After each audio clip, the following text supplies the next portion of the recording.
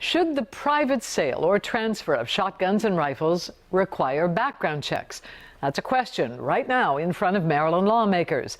Political reporter Pat Warren explains the bill that is on the House floor.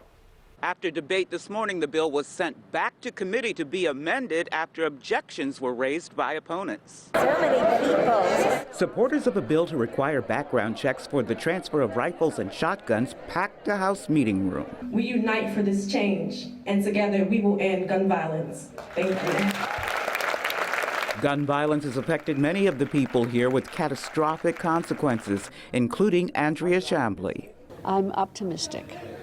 Cautiously optimistic. Andrea Chambly's husband, John McNamara, was one of the 5 people killed in the Capitol Gazette newsroom in June 2018 by a man with a shotgun. The General Assembly is deciding whether to require background checks for the sale and transfer of shotguns and rifles. We love background checks of handguns. Republican delegates are solidly opposed to the bill. It will not make us any safer. Johns Hopkins Bloomberg School of Health did a 10-year analysis of the law in California, and the report says 0 impact on crime, 0 impact. So you're really just making life a little more difficult for hunters who aren't doing anything wrong and doing nothing about the violent crime epidemic in our state. If you're a law-abiding citizen, then you'll have no problem taking a background check. Bill sponsor Vanessa Atterbury says the bill prevents people who cannot legally own guns from bypassing background checks. They can just simply go to an unlicensed dealer online or at a gun show, their friend, their in-law, a lot has been made of family members, and they can get a gun that way. And so we want to make sure that those people